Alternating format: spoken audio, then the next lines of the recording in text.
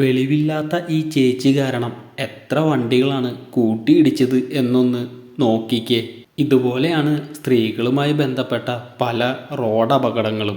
എല്ലാവരും മോശക്കാരാണെന്ന് പറയുന്നില്ല, പക്ഷേ കുറേ പേരുണ്ട് ഒരു വെളിവും വെള്ളിയാഴ്ചയും ഇല്ലാതെ റോഡ് നിയമങ്ങൾ എന്തൊക്കെയാണെന്ന് പോലും അറിയാതെ വണ്ടിയും എടുത്ത് നാട്ടുകാരെ ചുറ്റിക്കാൻ വേണ്ടി റോഡിലിറങ്ങും. എന്നിട്ട് ഇതുപോലെയൊക്കെ ഒപ്പിച്ചു വെക്കും. എന്നിട്ട് സ്ത്രീയാണെന്ന പരിഗണനയിൽ കുറ്റം മൊത്തം മറ്റുള്ളവർക്കും. സ്ത്രീകളുമായി ബന്ധപ്പെട്ട പല അപകടങ്ങളും എടുത്തു നോക്കിയാൽ നമുക്ക് മനസ്സിലാകുന്ന ഒരു കാര്യമുണ്ട്. ആ അപകടങ്ങളെല്ലാം ഉണ്ടാകാൻ കാരണം മിക്കവാറും സ്ത്രീകളുടെ അശ്രദ്ധ മൂലമായിരിക്കും. പക്ഷേ അതുമായി ബന്ധപ്പെട്ട കേസുകളിലും മറ്റു നൂലാമാലകളിലും ചെന്നുപെടുന്നത് പാവപ്പെട്ട മറ്റുള്ളവരും. ഈ പറഞ്ഞവയോട് എന്താണ് നിങ്ങളുടെ അഭിപ്രായം? നിങ്ങളുടെ അഭിപ്രായം താഴെ കമന്റ് ചെയ്യൂ. ശുഭദിനം. സ്ത്രീകളെ പുരുഷന്മാരെ പോലെ രംഗത്തിറങ്ങാൻ ഇസ്ലാം അനുവദിച്ചിട്ടില്ല. അതിന് കാരണം ധാരാളമുണ്ട്. സ്ത്രീകൾക്ക് ഏറ്റവും കൂടുതൽ സ്വാതന്ത്ര്യം കൊടുക്കുന്നത് ഞമ്മന്റെ മതമാണ് കേട്ടോ. മറ്റു മതങ്ങളുടെ പ്രശ്നങ്ങളിൽ കുത്തിത്തിരിപ്പുണ്ടാക്കാൻ ഞമ്മന്റെ മതത്തിലെ പെണ്ണുങ്ങളെ ഇറക്കി വിടുന്നതിൽ പ്രശ്നമില്ല കേട്ടോ. പ്രധാനമന്ത്രി നരേന്ദ്രമോദി അടുത്ത മാസം അമേരിക്ക സന്ദർശിക്കും. സന്ദർശന വിവരം അറിയിച്ച് US പ്രസിഡന്റ് ഡൊണാൾഡ് ട്രംപ്. ഇപ്പം എങ്ങനെ ഇരിക്കണ്? ട്രംപ് സത്യപ്രതിജ്ഞ ചെയ്ത ദിവസം കമ്മി കൊങ്ങി സുഡാപ്പി മൂരികളെല്ലാം കൂടി എന്തൊക്കെ പുകയിലായിരുന്നു ഇവിടെ. അങ്ങനെ കമ്മി കൊങ്ങി സുഡാപ്പി മൂരികളെല്ലാം ഊമ്പാവ, ആമ്പൽ ആമ്പൽ. ഇതിലും വലിയ ഗതികെട്ടവന്മാര് വേറെ ഉണ്ടോ കർത്താവേ? അപ്പോൾ ശരി, ബായ്. അർഹിച്ച സ്ഥാനം ലഭിച്ചില്ലെങ്കിൽ പാർട്ടി വിട്ട് CPMലേക്ക് പോകാൻ ആലോചിക്കേണ്ടി വരും. എല്ലാ കാലവും കോൺഗ്രസിൽ നിന്നോളാമെന്ന് ഞാൻ ആർക്കും എഴുതി കൊടുത്തിട്ടില്ല. പൊട്ടിത്തെറിച്ച് സന്ദീപ് വാര്യർ. അപ്പോ അതാണ് കാര്യം. ഇയാൾക്കൊക്കെ എത്ര തന്തയുണ്ടോ ആവോ. ഡ്യൂട്ടിക്കിടെ ഉറക്കം, ഭക്ഷണപാത്രത്തിൽ മൂത്രമൊഴിച്ചു, പോലീസ് നായയുടെ വാർഷിക ബോണസ് കട്ട് ചെയ്തു. അങ്ങനെയാണെങ്കിൽ പോലീസിലെ ഭൂരിഭാഗം മനുഷ്യന്മാരുടെയും ബോണസ് ഇതുപോലെ കട്ട് ചെയ്യേണ്ടി വരും. എന്തായാലും ഒരു കാരണം കാണിക്കൽ നോട്ടീസ് കൂടി നായയ്ക്ക് കൊടുത്തിരുന്നെങ്കിൽ സംഭവം കളറായേനെ. മനുഷ്യന്മാരുടെ കാര്യത്തിൽ സാധാരണ അതാണല്ലോ പതിവ്. എന്തിനും ഏതിനും തുല്യത പറയുന്ന നമ്മുടെ നാട്ടിൽ നായയ്ക്കും വേണ്ടേ തുല്യത? ഛത്തീസ്ഗഡിൽ 120 കോടി രൂപയുടെ റോഡ് അഴിമതിക്കെതിരെ പ്രതികരിച്ചതിന് ഒരു മാധ്യമ പ്രവർത്തകനെ ഇല്ലാതാക്കി സെപ്റ്റി ടാങ്കിൽ തള്ളി. കൂട്ടത്തിലൊരുവനെ ഇല്ലാതാക്കിയിട്ടും ഇവിടെയുള്ള മാപ്രകൾ ഇതൊന്നും അറിഞ്ഞിട്ടേയില്ല. അതാണ് അവരുടെ നിലവാരം. മിണ്ടാതിരിക്കുന്നതിന് ഒരു കാരണം കൂടി ഉണ്ട് ട്ടോ. പിടിയിലാകുന്നത് കോൺഗ്രസ്സുകാരാകുമ്പോൾ എങ്ങനെ വാ തുറക്കാനാണ്? ഇതാണ് മക്കളെ നമ്പർ 1 കേരളത്തിലെ നമ്പർ 1 മാധ്യമ പ്രവർത്തനം.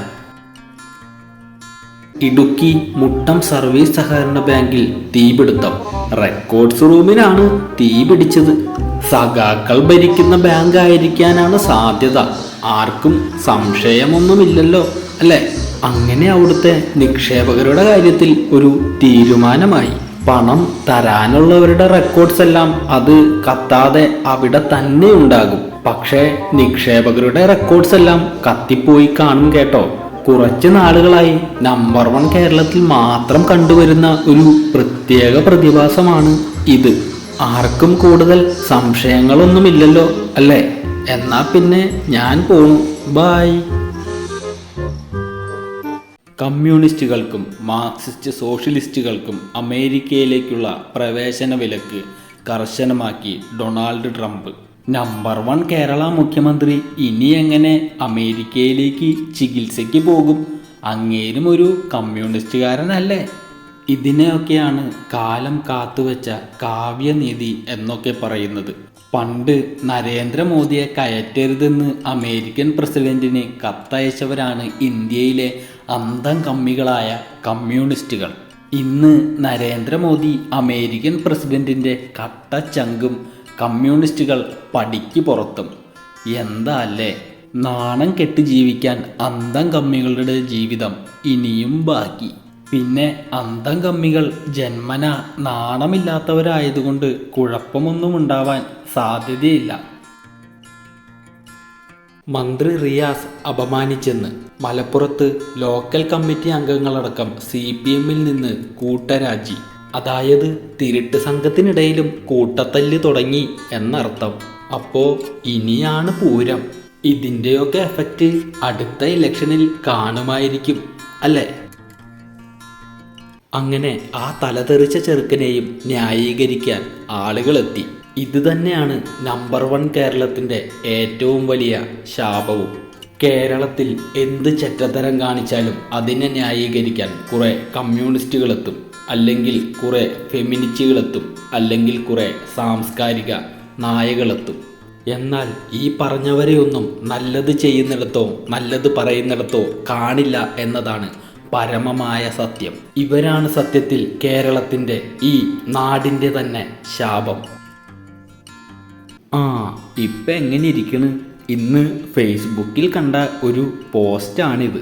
18 വയസ്സിൽ താഴെ മാത്രം പ്രായമുള്ള കുട്ടിയുടെ വീഡിയോ എടുത്ത് ആ കുട്ടിയുടെ ഭാവി തകർക്കുന്ന വിധത്തിൽ പ്രചരിപ്പിച്ച ആ വാദ്യാർക്കെതിരെ പോസ്കോ കേസ് എടുക്കേണ്ടതല്ലേ? ഇതാണ് ഫേസ്ബുക്കിൽ കണ്ട പോസ്റ്റ്. ഈ പോസ്റ്റ് ഇട്ട വ്യക്തിക്ക് അറിയാമോ എന്നറിയില്ല, ഡൽഹി കേസിൽ ആ പെൺകുട്ടിയോട് ഏറ്റവും ക്രൂരത കാട്ടിയത് പ്രായപൂർത്തിയാകാത്ത ആൺകുട്ടിയായിരുന്നു എന്ന് ഓർക്കുന്നത് നല്ലതായിരിക്കും. വലിയ വലിയ തെറ്റുകൾ ചെയ്യുന്നവർക്ക് ശിക്ഷ കൊടുക്കുന്നതിൽ പ്രായമൊരു തടസ്സമാകാതിരിക്കട്ടെ. ഇവിടെ ഈ അധ്യാപകർ തെറ്റുകാരാണെന്ന് തോന്നുന്നില്ല. അവർ ചെയ്തത് തന്നെയാണ് ശരി. അല്ലെങ്കിൽ ഇതെങ്ങനെ പുറം ലോകമറിയും? പറഞ്ഞാൽ ആര് വിശ്വസിക്കും? ഇങ്ങനെയൊരു വീഡിയോ പ്രചരിപ്പിച്ചത് കൊണ്ട് മാത്രം സത്യാവസ്ഥ എല്ലാവർക്കും ബോധ്യപ്പെട്ടു. എന്താ ശരിയല്ലേ? ഹിസ്ബുള്ള നേതാവ് ഷെയ്ഖ് മുഹമ്മദ് അലി ഹമാദി വെടിയേറ്റ് മരിച്ചു. അപ്പോൾ ഇന്ന് ഹൂറിമാർക്ക് ആഘോഷരാവ്. അവർക്കെല്ലാം ഇന്ന് ഓവർ ടൈം ഡ്യൂട്ടി. കേരളത്തിന് നികുതി വിഹിതമായി 3330 കോടി രൂപ അനുവദിച്ച് മോദി സർക്കാർ. അടിപൊളി. ഇവിടെയുള്ള അമ്മായിയച്ഛനും മരുമോനും കൈയിട്ട് വാരാനുള്ളതും ഫ്ലെക്സ് അടിക്കാനുള്ള വകയായി. മലപ്പുറം കൊണ്ടോട്ടിയിൽ 19കാരി നവവധു മരിച്ച നിലയിൽ. നിറത്തിന്റെ പേരിൽ ഭർതൃ വീട്ടുകാർ അപമാനിച്ചതായി കുടുംബം. ഇത് സംഭവം ഹലാലായതുകൊണ്ട് ഒരു മാധ്യമങ്ങളും വലിയ വാർത്തയാക്കാൻ സാധ്യതയില്ല. അതുപോലെ തന്നെ ഒരു സാംസ്കാരിക നായകളും കുരച്ചു ചാടാനും സാധ്യതയില്ല. ഹലാലിന്റെ ഒക്കെ ഒരു പവറേ. 75 വയസ്സുള്ള യുവാവ് ഈ പ്രായത്തിലും എന്നാ ഒരു ഇതാലേ. 30 കുതിരശക്തിയുടെയൊക്കെ ഒരു പവറേ. എന്താ കഥ? ഇപ്പോ എങ്ങനെ ഇരിക്കണ്? ഈ പാർട്ടിക്ക് ഈ കൊലപാതകങ്ങളുമായി യാതൊരുവിധ ബന്ധവുമില്ല കേട്ടോ. മരണ വീട്ടിലേക്ക് വരെ സ്ത്രീകൾക്ക് പ്രത്യേക വഴിയുണ്ടാക്കി കൊടുക്കുന്ന ആ പ്രത്യേക വിഭാഗം ഏതായിരിക്കും? നിങ്ങൾക്കറിയാമെങ്കിൽ താഴെ കമന്റ് ചെയ്യും.